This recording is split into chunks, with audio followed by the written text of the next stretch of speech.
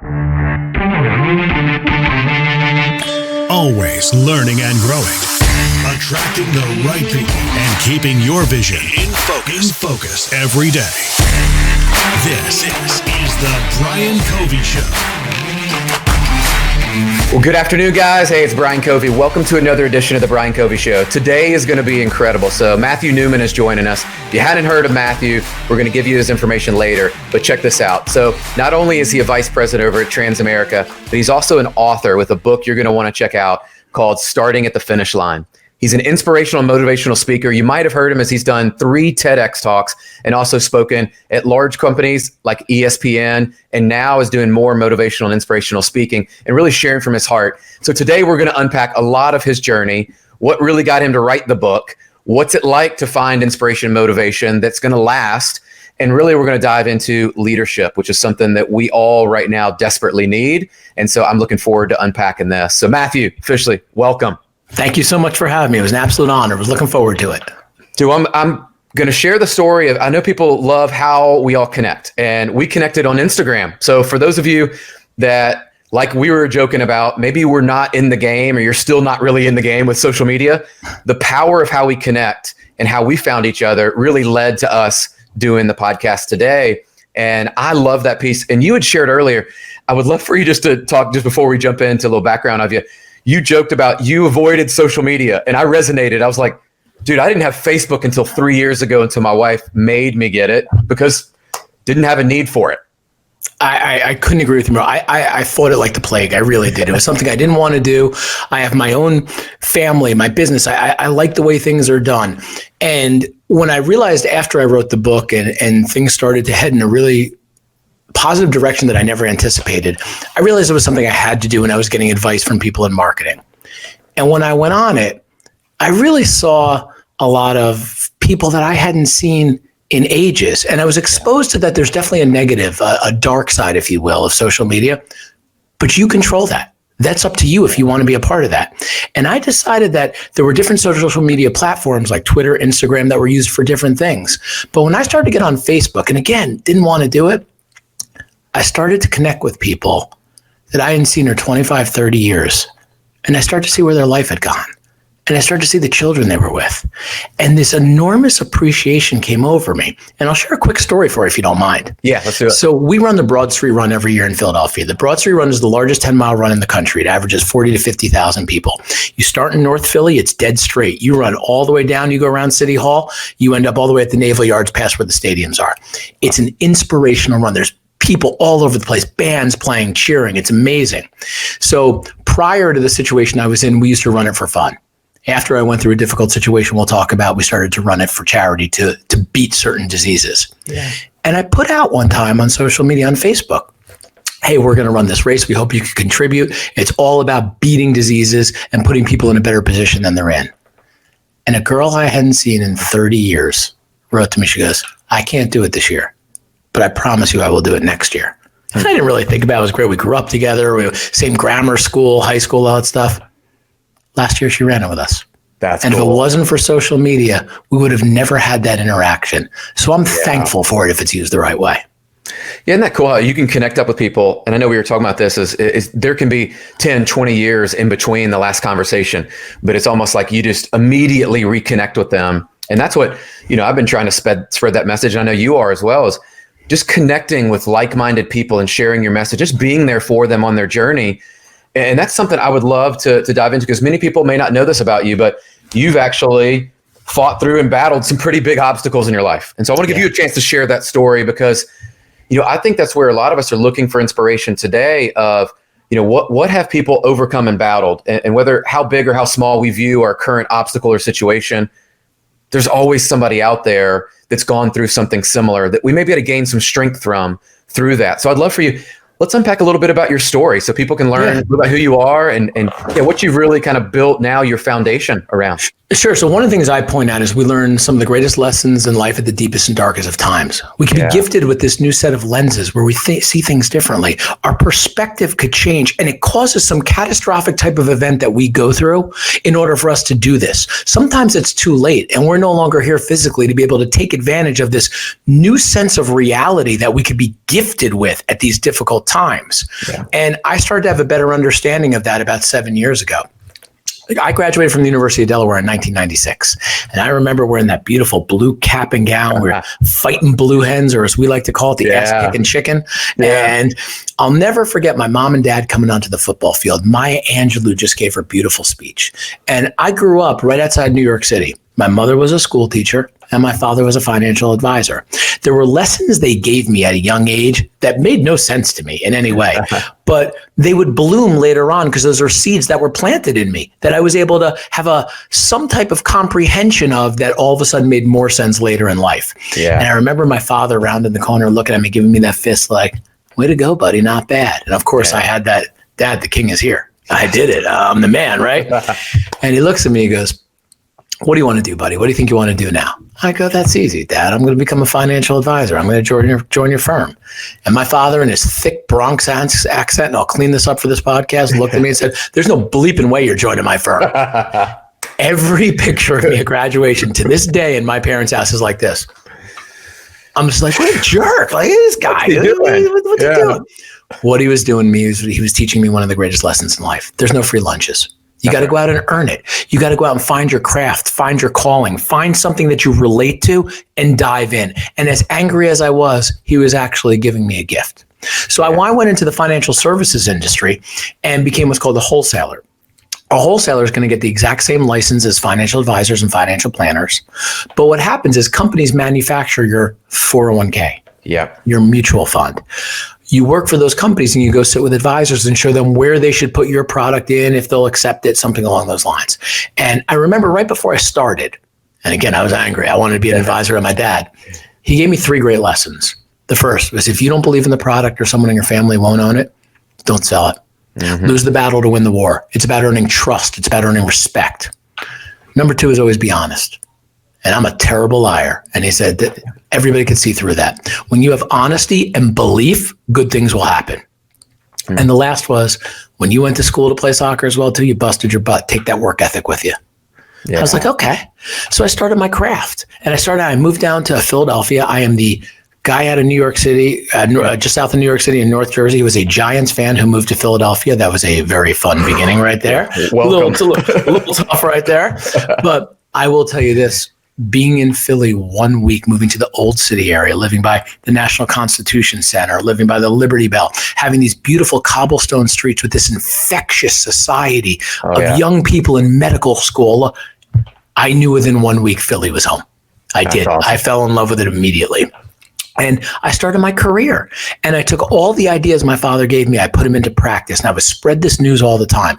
Our job is to be there when things are bad. Our job is to have a plan in place prior to the negative.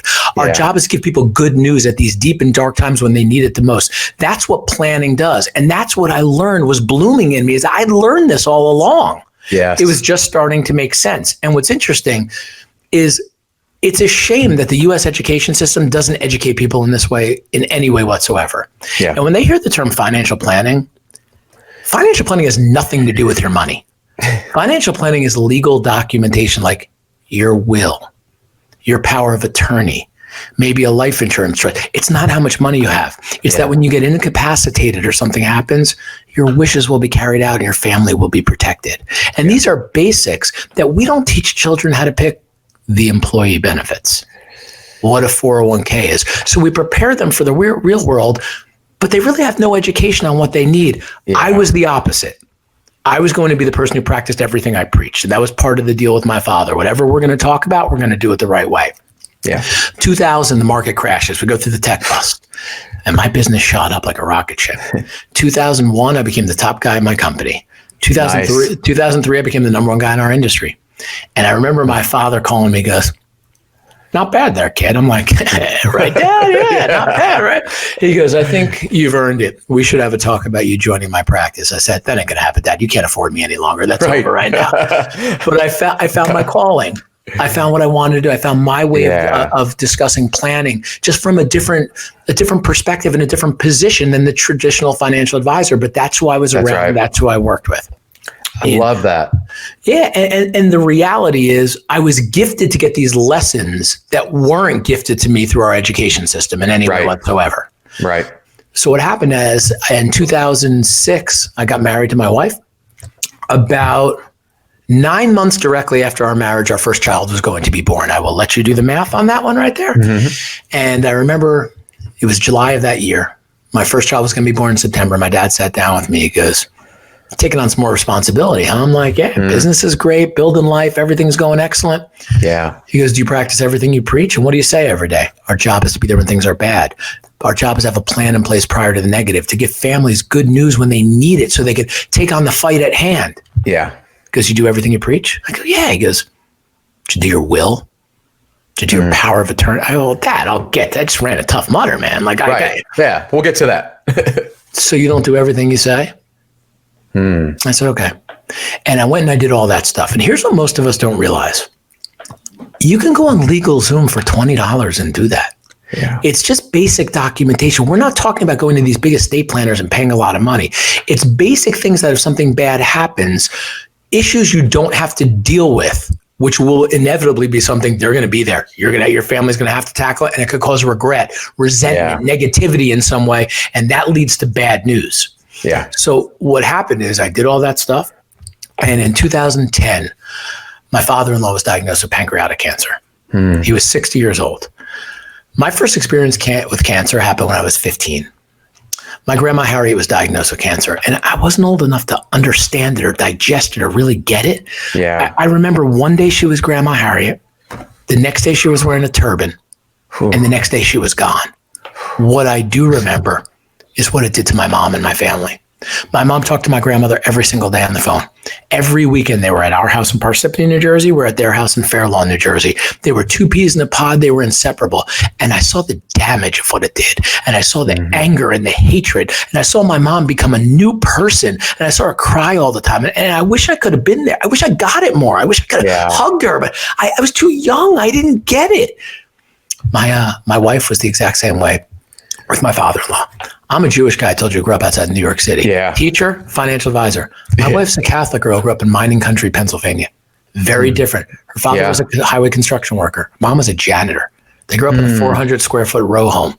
But you know what? I heard all this negativity about in-laws and religion. They were some of the most amazing people I ever met. Yeah. They were unbelievable. Our relationship was pure. And when he got diagnosed, pancreatic cancer with an average shelf life of 6 months, my wife was pregnant with our third child. We had 2 kids living in a town called Washington Crossing, which is right where Washington crossed the Delaware. Yeah. We brought him down for his Whipple procedure. And every day she drove him 45 minutes back and forth to the University of Pennsylvania for chemo and radiation. She never bitched. She never complained.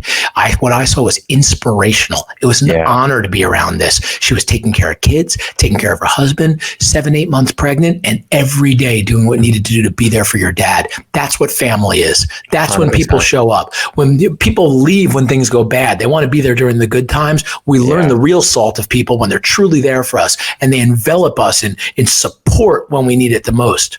And I remember talking to my father-in-law, Larry, and he said he had 2 goals. The first was to see all 3 of his grandkids born. The second was for them to be old enough to have real memories of him. I watched The Warrior. He never backed down. He never complained. He just did what he needed to do and sat on our couch going through a miserable chemotherapy time after time to try and honor what he was doing for his grandkids. I was proud to be a son-in-law. I still am to this day. Yeah. So he's going through his thing. And cancer, unfortunately, is like a roller coaster. Goes up, goes down, goes left. It doesn't care about our emotions. It doesn't care about what our plans are, our vacations. It's going to do whatever it's going to do. Yeah. And his roller coaster would go up and down. And one day in 2013, it was February of 2013, I got in a car accident, a snowy, miserable, icy day. I wasn't doing anything wrong. I'm doing 25 miles per hour. In a town called Bridgewater, New Jersey. There's fender benders everywhere. And I will never forget saying, I'm not dealing with this today. I'm just doing 25 miles. I just don't want to deal. I just don't want to deal with it. I'm heading up to do a meeting, and my car hydroplanes and goes right into the car in front of it, flips over, goes flying into the median. Oh, wow. Airbag went off, and I remember thinking, all that working out I do, that is for right now. That is for this moment right here. Right. I remember that vividly. And the police come over to me and they're going, oh my God, dude, you got to get in the hospital. You okay? I'm like, yeah, man, beast mode. I'm cool. I got this. I'm good. They go, you got to go to the hospital. I'm like, nah, I'm fine. So I called my wife.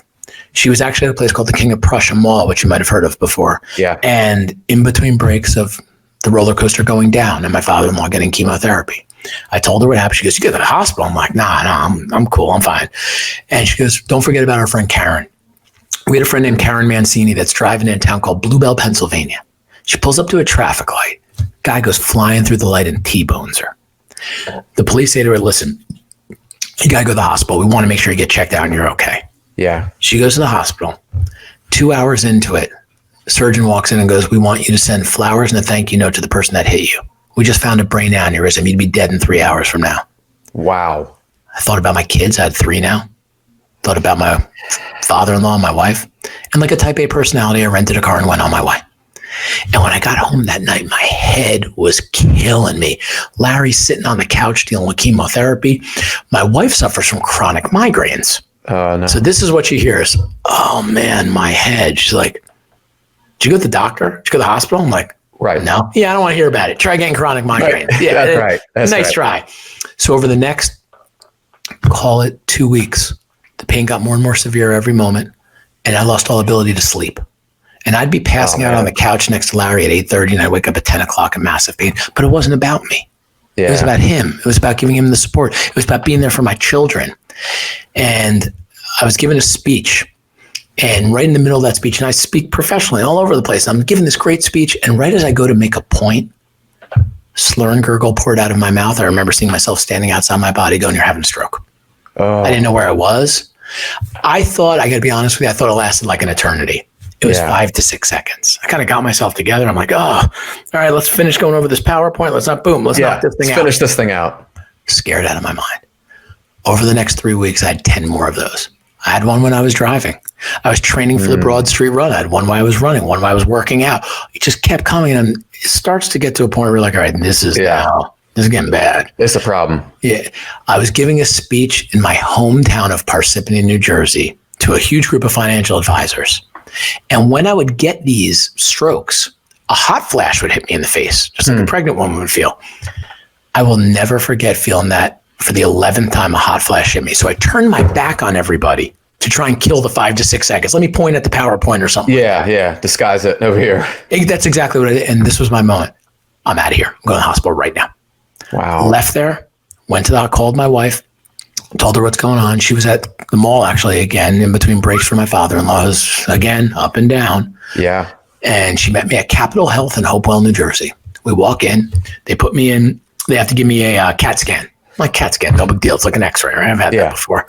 So they give me a CAT scan. 3 hours later, they come in, they go, we know the problem. I'm like, yeah, let's diagnose it, fix it. What's the deal? Let's just get this done and move on. Yeah. You have a lesion on the left frontal lobe of your brain. Now to me, and probably most people listening to this, a lesion is a cut or a bruise. I'm like, car accident. I probably dinged my head. Okay, I'm good with this. It's causing massive pain, Mr. Newman. I'm like, yeah, you know half of it. It's causing you not to sleep. Yeah. And you're not having strokes. You're having seizures, which is affecting your speech and your memory. And as painful as that sounds, I was like, I actually was like, that's it. Yeah, at least finally, I got it. All right, what do we got to do? You got to get MRA, blah, blah, blah, all this stuff. I'm like, okay. 7 hours go by of me going in and out of the tube.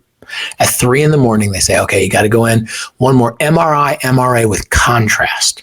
My wife, Rebecca, looks at me. She goes, I'm going to go home. I got to get a ride from my dad for chemotherapy. I'll figure that out.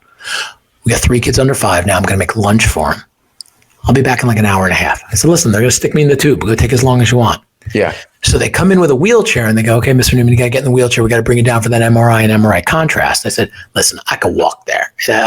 Just did the Broad Street Run 8 days ago. They go, liability. We've told you this before. You got to get it. Yeah, you're riding. So I get in the wheelchair and they come up behind me and grab the clipboard. They go, right, Mr. Newman, MRI. We need to see how big your brain tumor is. I go, it's a lesion. And that's the moment at 39 I was diagnosed with brain cancer.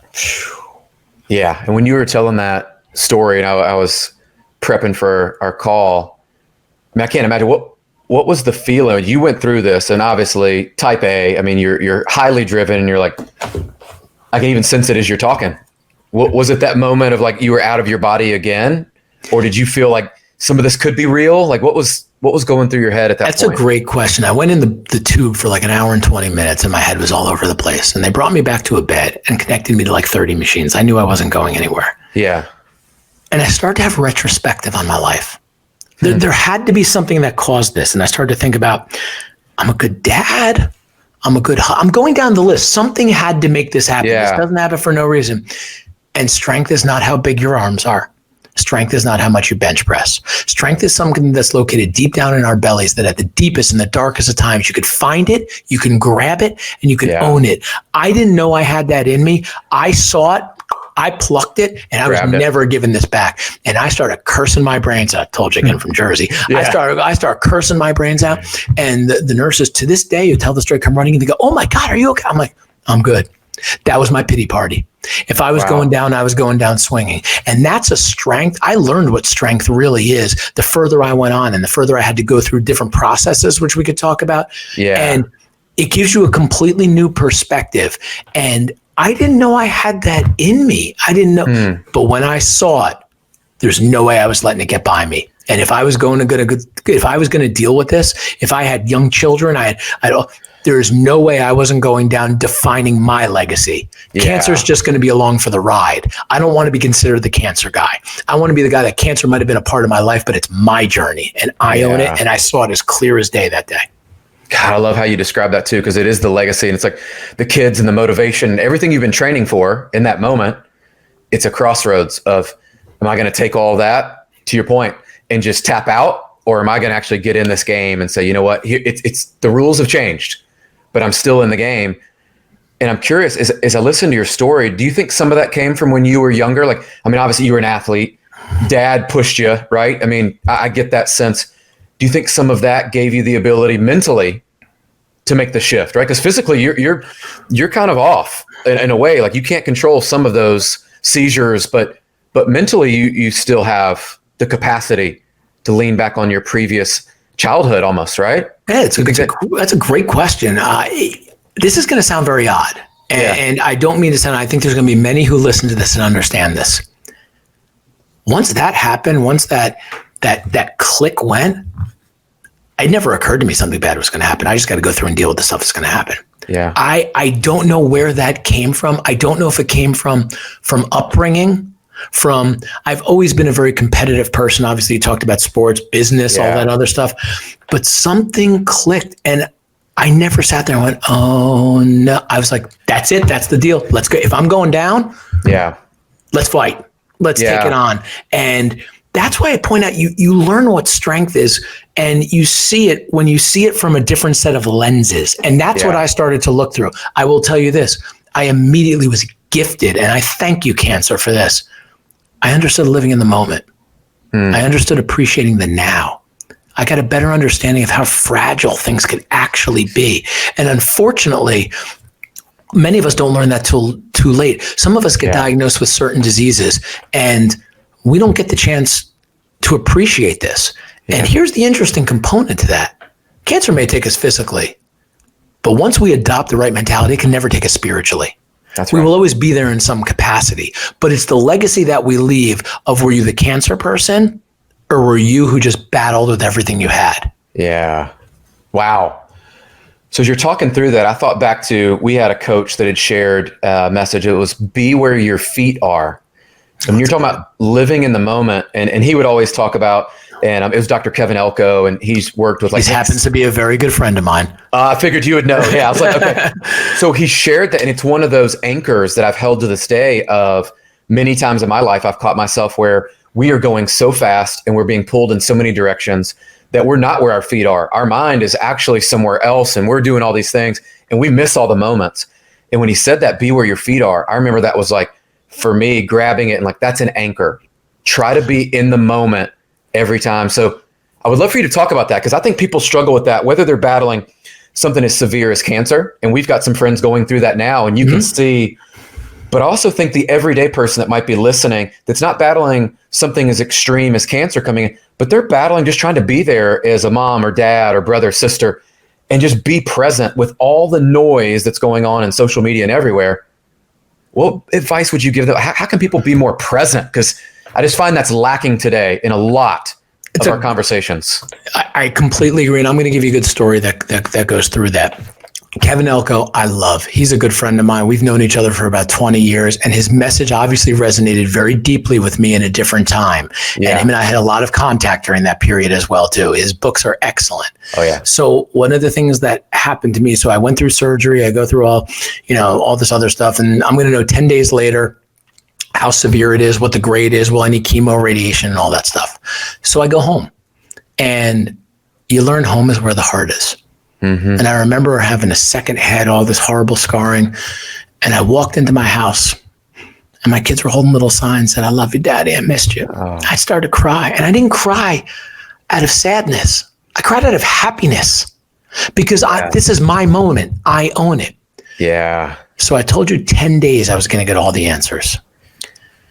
Day 5, my oldest son, Luke, at that point, he's 5 years old, and they're having a Father's Day picnic at his school. Like not Father's Day, but like a father-son picnic. Yeah. Brown bag lunch, sit with your child for 30 minutes and leave. And my wife says to me, she goes, you do not have to go to this. You look a mess. I look at her, I go, I will never miss this in a million years. Yeah. I got this gift now. I get it. Never. So she goes, do you want to come with me to drop the kids off? And they were going to a Montessori school called Pennington Montessori in Pennington, New Jersey. I go, sure. I couldn't drive. I couldn't do anything. Sure. So we go in, and I take my little 2-year-old Lola, and she's wearing her little pink jacket. And I hold her hand, and I walk her over to her classroom, and she takes her little jacket, and she hangs it up on the little hook. And she looks at me and goes, thank you, Daddy. I love you. And I thought, why don't I do this more? You know what I was doing in the past? Maybe I'm looking at my iPhone. Maybe I'm looking at my BlackBerry back then. I'm trying, okay, I got an appointment I got to get to. Lola, you good? Let me try. Yeah. This was her moment. This was me teaching her something, but instead she was the one teaching me.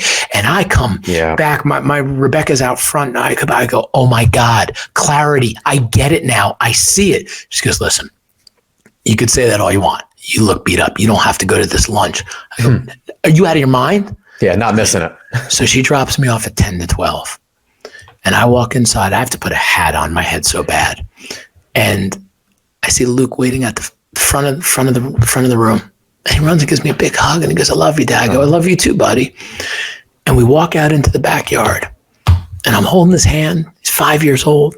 Got that great little lunch. We're going to sit down next to each other. And I'm going to show you what I saw in the backyard when I got there. I saw every single dad like this. And I went, oh my God. That was me. I had no anger. I had no animosity in any way whatsoever. Yeah. I was carrying a BlackBerry and a phone. I had to go through this piece of crap storm I've been through to learn that this wasn't about me this half hour. It was about Luke. And am I really showing him it's okay to not acknowledge your family and spend special time together and just be on the phone? And the amazing thing about this was that I looked at it as go, I'm winning. No matter what happens going forward, I'm winning.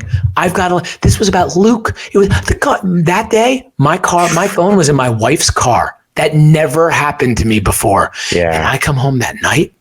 Or that afternoon, I'm talking to Larry. I'm like, this is unbelievable. His roller coaster is going up. I go, I get it. It's about appreciating life. It's living you shouldn't have to go through this to get that. Can I tell you what's interesting about cancer? 20 minutes later after I came in, he got a phone call from the hospital. Said, we're taking you off the chemo because there's nothing we could do any longer. Cancer didn't care about what I learned. Cancer didn't learn about our connection. It did one. But the difference was I didn't look at him as my father-in-law. He was my cancer partner. Yeah. So I'm going to treat you like you, not like someone else. And that was a gift I was given. But that living in the moment, it wasn't about what's going to happen to Larry 2 weeks later. I took the lessons I got from Luke and I got from Lola, and it was, well, we're just going to do this right now. And we're going to live like we are, because who knows what's happening down the road. You shouldn't have to go through this stuff to learn those lessons. But the key is take them, own them, and never give them back. Man. And that's the powerful message, and why I'm so thankful that you came on to share, because that's part of what we want to share, is that hope and that inspiration that people can make the decisions before they have to, while they're in the moment, while they have a chance to do it. And we see it, right? Many people struggle with this. We walk around even today, and with everything going on in the media, people are just glued, and they're working. From what I've experienced and hearing during quarantine, people are working more hours, even though they're working from home.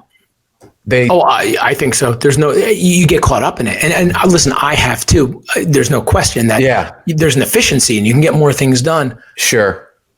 But it's also your kids are being homeschooled like mine are right now because of everything that happened, which ends this week, which I think my wife will be extremely happy about.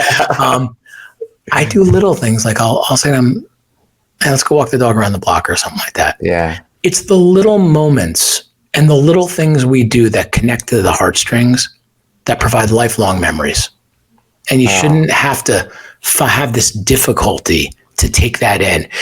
The key, and we talked about it earlier now, is never giving back those lessons. For all of you that have taken on these challenges, you're not alone you might be alone on the exact path you're on, but there's other unsimilar paths like you. And I have found more and more that people don't want to hear from people who haven't been through it. There's this trust factor in the warrior family, as I like to call it. And that's not cancer. That's any disease. We've dealt with people who've tried to commit suicide, all this other stuff. There's this conjecture of we've all had some issues we have to deal with. But don't give back what you've taken. Otherwise, the disease or the issue, that wins. Own it. It's ours. I'll never give it back. And I've learned my lessons on what to do to never give it back. Hold it. And that's the gift now that you get to share with other people that hopefully don't have to experience it. But for many of us, whether it's with us or family, we'll experience something similar to that. And we've got to share that gift, because while we're here together, there's got to be an awakening, I believe, of as dads and leading the house and leading our families and showing up, that we've got to show up and show what that example looks like versus the old way that we all grew up and people were glued to their BlackBerries and glued to their phones and just, they weren't there. And what an opportunity. And I think that's probably, as I listen to some of your speeches kind of preparing, I could sense that passion and that gift that you're now able to share and communicate in a way. So what would you add? Like, Matthew, what have we not covered that you've dropped some golden nuggets? And I'm gonna have to have you back on because there's a ton more we could cover. Yeah. But what did we leave out maybe that you say, you know what, Brian, here's one of those lessons I took away during this experience in my life so far that I would love to share and impart to the listeners today that could maybe impact them in a positive way? I'll share one thing. I have a couple I could give you, but I'll share one. Everybody has to find a catharsis for themselves. So when I found out what was going on, I started to write. If you remember at the beginning of our conversation, I told you my mom was a teacher and there were things planted inside me. And I was never a writer. I never sat down at a computer to write. I started to write as a catharsis. So I would send these messages of optimism and perspective. I would send them out to friends and family and how I see life now. And I have this gift and I'll never give it back. And I'm a better human being and I'm going to make people better around me. I did that as a catharsis. The reality is, as optimistic as I was, you have to find some place for fear, anger, and anxiety. And that often gets pushed down deep into our belly. And as long as that could find a way out, it's not combustible. My outlet became writing. And I never sat down to write. So I would send these messages out. 4 years into and I have no problem telling you this, I never read one after I sent it out. It was like vomit. I would get it out of my system and then, I feel better now. 4 years into it, I had 20,000 people following our emails because I wouldn't go on social media like we talked about. And I would get this every day. Hey, Matt, could you put this person on? Matt, could you put that person on? Could you put my cut, this, that? I never thought about it. I added them. But here's the lesson that I learned. Cancer is like buying a car. You buy a car, you leave the lot, you go, look at that. I see that car everywhere. Wrong. Car was always there. You never noticed it until you had a direct connection with it. That's what happened with me in cancer. It affects everybody in some way whatsoever. So I would write for me, but it made me have a better understanding. People want realness. They want purity. They're sick of the shtick. They don't want some canned dude giving them a bunch of crap. So what happened is I decided I was going to write a book for me because it would make me feel better. Right. So that book came out on March 23rd, 2018. It's called Starting at the Finish Line. I wrote it for myself. I'm going to share the point to answer your question. Yeah. I called my mom that night in Parsippany, New Jersey. I go, hey, Ma, book's coming out tonight. And I'm going to tell you word for word what she said. You know, no one's ever going to buy it or read it, right? I go, oh, God, no. Who cares about me? I'm some jerk off. She goes, but you're going to put 3 copies in a safe. So when your children are old enough, they'll be able to read the real story of what happened. So that's all I care about, Mom. That's good. 1 week later, we were number 1 on Amazon in 4 different categories. And here's why I think that happened. there was no business plan. There was no marketing plan. I even wasn't on social media at that point. And I realized what people are looking for, what really inspires people, connection plus honesty plus realness is what truly leads to inspiration. And when they don't feel like they're getting shook and they see a path that's similar to something they're aware of, it gives them that fight and that vigor to take on what they have. I never signed up for that job. Wow. But to quote Spider-Man and Voltaire, with great power comes great responsibility. And I do nothing but support, do speeches, do all this stuff to let people know we're all in this. But I have no problem saying this to you, Brian. It's also cathartic for me to this day. It's 7 years later. Yeah. And if we're both doing something for each other during these types of things, that's where greatness comes from. I love that. You can drop the mic when you share that. So here's what I would love is, I know people are going to want to find out more about you, and we connected on social. So where can they find you on social to follow along and some of these, opportunities you shared to make sure they connect up with you? Yeah, absolutely. So the easiest way to start with is our website. It's Matthew, Matthew, S as in Stephen, Newman, Newman. I have to throw this in. My mom is the only person that calls me Matthew. I'm not sure how we wound up with that address right there. Yeah. On MatthewSNewman.com. One, it has all our TED Talks, ESPN. It's got everything we do on there, but it also has all of our social media on it and ways to connect with us. On Instagram, we're starting at the finish line. On Twitter, it's _Matt, and a whole bunch of numbers I could add as well too. But the easiest way to get all that, and we do a lot of speeches. We do a lot of sharing of things. We do a lot of mutual conversation, and we welcome direct messages and whatnot. Because if there's anybody we can help, or we can support, or we can let them know they're not alone on the path that they've been placed on, that's all the gratitude we're looking for. Dude, I love it. And we're definitely going to promote it out. And I would love to have you back on a live Facebook that we do and YouTube, that I think this message needs to get out to more people. And so be honored to come along and share this story, because love to do it.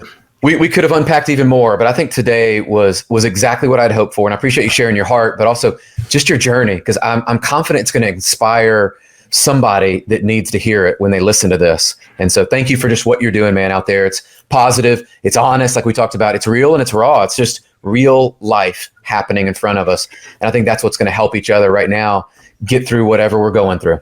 Well, I thank you for having me. And listen, without platforms like this, Brian, people aren't hearing about this. So thank you so much for what you're doing and having me as well too. I love it.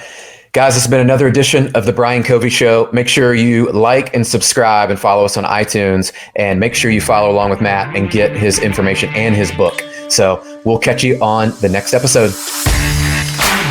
Subscribe, rate, and review The Brian Covey Show today. Go to briancovey.com.